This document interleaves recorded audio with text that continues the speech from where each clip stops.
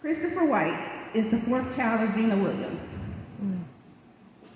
He is a creator, an advocate, and a scholar. This year, Christopher founded the Sunroom Wellness, and he uses his platform to host empowering conversations and share tools to support young adults on their personal health and wellness journey. Chris, what's the most difficult part of being a survivor of dementia? Peace, y'all. Peace. I want to take a moment for us to just kind of work through some of this energy that I'm noticing in the room. Everybody's been sitting so still lately. So I just want to take a moment for everybody to just shake it out. Just shake it. Shake it as much as you can. Y'all are being too proper with it right now. I need you to shake it for real. Like, let this energy move in your body.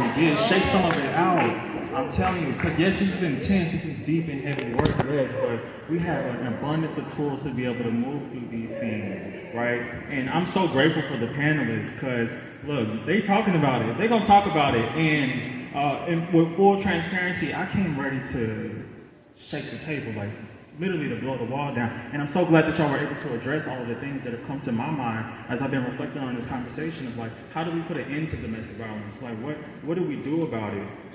So I really appreciate the tools that were presented across the panelists, and I just want to take a deeper dive into my life, my experience, especially as somebody who is a survivor of domestic violence, as well as what I see as being the answer for how we move through this situation. So I'll first like to address like, what's the most difficult part of being a survivor of domestic violence? And I know for a fact that it's to feel safe. And I'm not talking about physical safety, I mean like spiritual safety. The kind of safety that you really do need to be able to navigate your life and knowing that you're taken care of. Not by the people around you, but by the divine. Like when you are hurt to that degree, it may be difficult for you to trust that life's not gonna hurt you again, right? So there's so much work that has to go into reclaiming that safety, that inner safety that you need to be able to navigate your life with peace and ease, for real. So if there's anybody who's experienced the severity of domestic violence, of abuse to any degree, and you're having a hard time feeling safe, you know, like you're navigating, you have anxiety, you have depression, you go to the psychologist and she gives you some other acronyms for what's going on in your life. I'm telling you, it's so understandable to be in that position because you were hurt in a way that you would have never imagined that you would be hurt, right?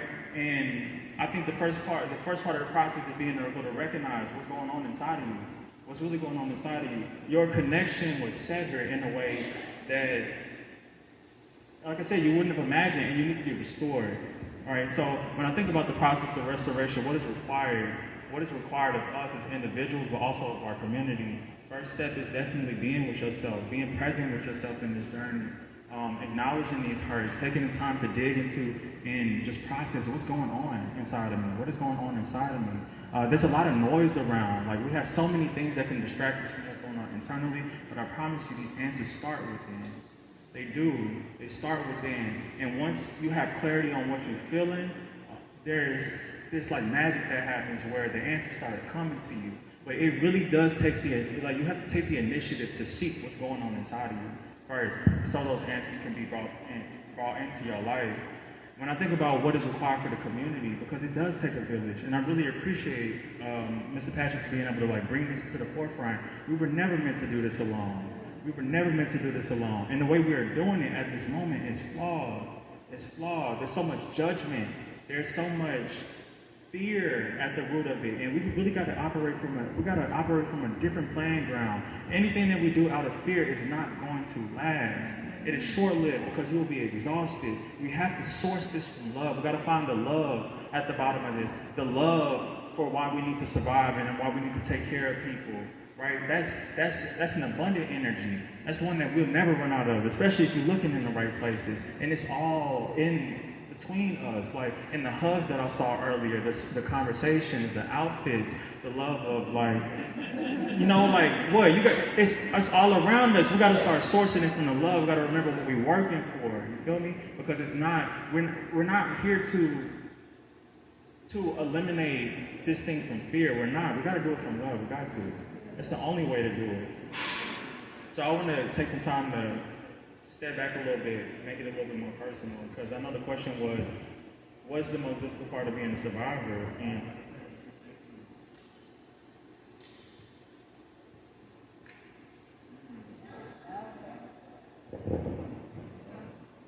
all right, you back? Okay. The issue is safety. The issue is safety. When I think about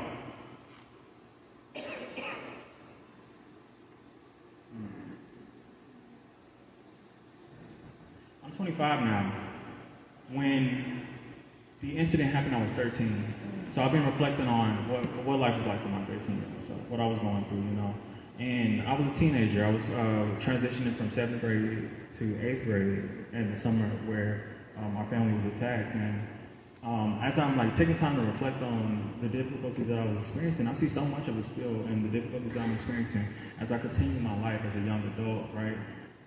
I've been called to really reflect on the agreements that I've allowed to control my life, about my value, my innate value.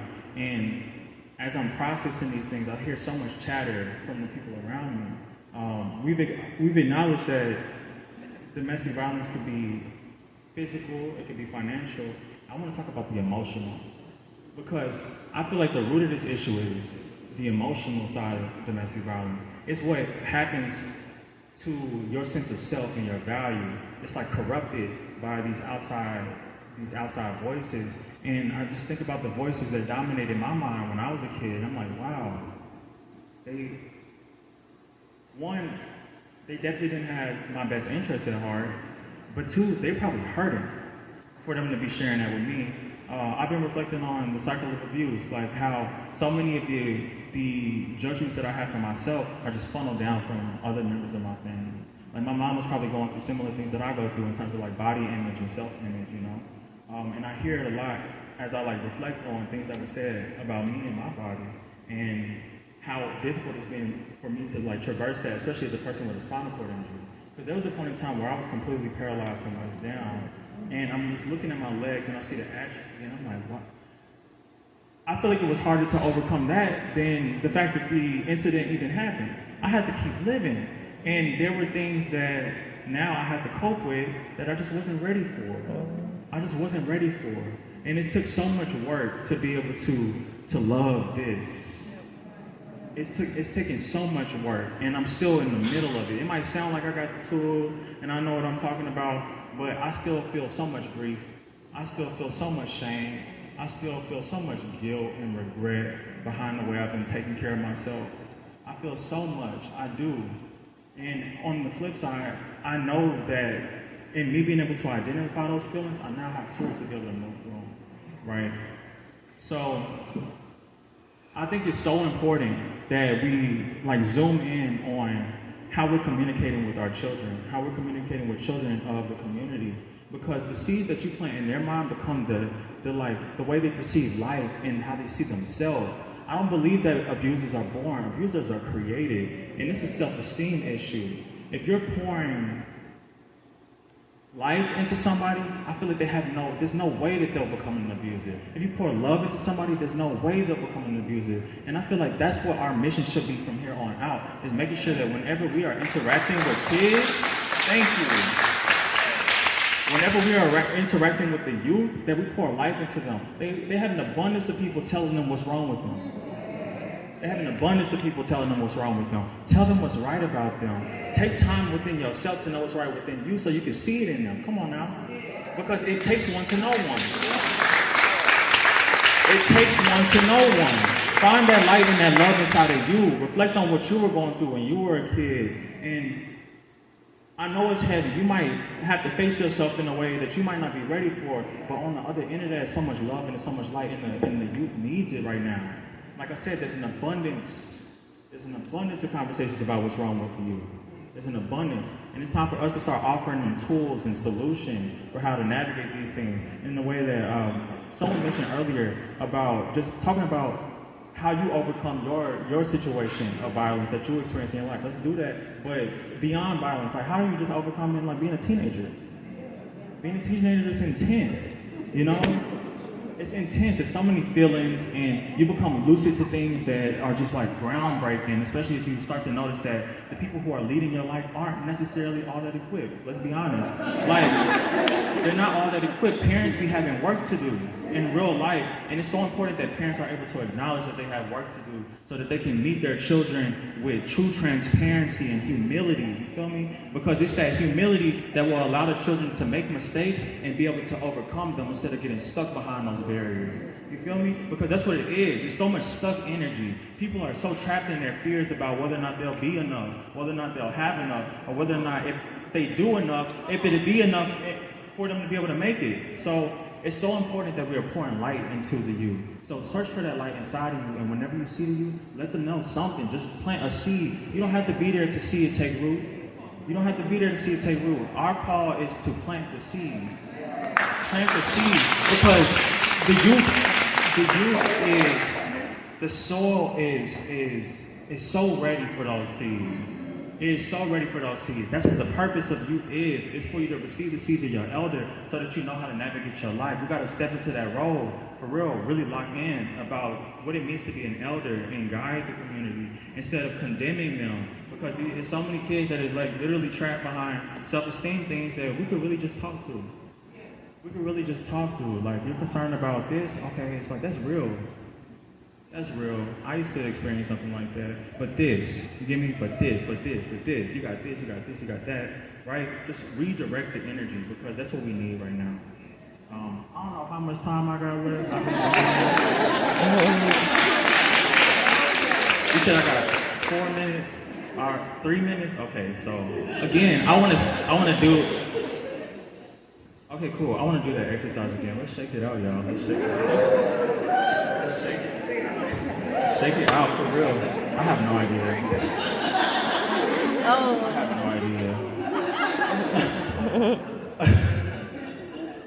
Shake it out and let's laugh. Let's where's the joy at the end of the day? Like, I've seen some crazy things. I can't even express to you the things that I've seen because I intentionally make sure that I don't drag myself back into that circumstance. But I've seen some crazy things, for real, and I've seen some beautiful things as well. Like, I love life, really truly. I do love life, and that's why it hurts so bad. You hear me? That's why it hurts so bad, and that's probably the case for so many people. It's like, we love this thing. And that's why it hurts when we are going through these things. We love it. We have so many things that connect us to this thing of life, right? And remember those things that connect you. Like, for me, it's the sunlight. Like, my connection with the sun was enough for me to, like, I could live forever just through the fact that I know the sun is shining on me and it's for me. You feel me? When I lay in the grass, I feel so much love. I feel held in a way that is reminiscent of being held by my mom, you know? Like, it's time for us to tap back into that level of connection to nature and what's going on around us in this world. Because that is where we need to source our power from and our energy from. It's what our ancestors depended on in order for them to get through the hardest parts of their life. Like, domestic violence is difficult, yes. Can you imagine? We got cameras now. We got platforms for people to talk about it. Can you imagine? Oh, I feel called to tick. Like, another reason why this hurts so bad, because I see an abundance of black people. Come on, let's talk about it. It's like we treat our issues like it's our issues. But no, we live in a space that is conducive to these issues. It's so fertile for these difficulties that we are experiencing. And it doesn't take much like reflection for you to recognize this. It's like the system isn't built to support us in our entirety. There are things that it is good for, but it's not built to support us in our entirety. And I don't think it was ever supposed to. So it's so important that we remember, like, not to place blame on each other. Like, think a little bit further. What are the social, the economic dynamics, the political dynamics that create a circumstance for us to be in like this right now? When you're talking to your loved one that's going through hard times, imagine the social and political and just imagine all the components of why they could have the difficulty and still sit in it.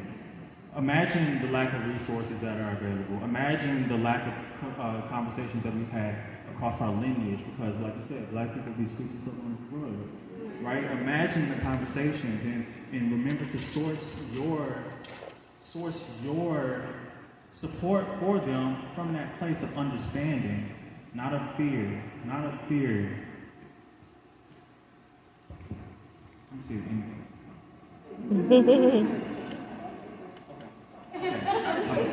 No, I'm down 2 minutes. My poster. Yeah, y'all. Yes, y'all. Okay, I got another exercise for us. Can everybody take a deep breath with me? Not right now. Hold on. Let me count you down because I want us to do it together. I want us to do it together. So I'm gonna count to 3, and then we're gonna inhale. We're gonna hold it for 3 seconds, and we're gonna release it. We're gonna do it together. All right. So 3, 2, 1. Inhale. 3, 2, 1. Exhale. I'm gonna get one more though, because it seemed like a lot of people needed that. All right, so we're gonna breathe in. 3, 2, 1. Inhale. 3, 2, 1. Exhale. Yes, remember that. You have your breath always. It's the quickest way for you to be able to restabilize. It's like, remember your breath. Remember your breath. It is here for you, and it's to support you. So lock in with your breath whenever you need to. I even, every now and then, I throw a little word in there with it. I'm like, I'm breathing in peace, and I breathe in. And then, when I exhale, I'm exhaling love. Exhale. Remember, you are safe, you are loved, you are valuable. You are not alone, you have community. There's so many people around you right now who share similar difficulties that you've experienced. You are not alone in any way, shape, or form. There's nothing new under the sun.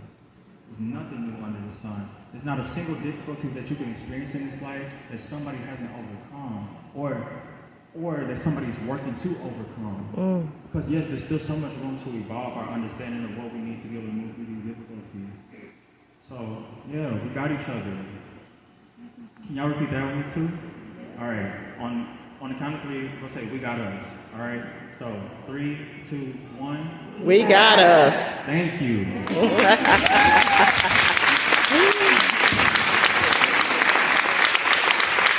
you so much, Christopher. Christopher has come all the way from Chicago, y'all.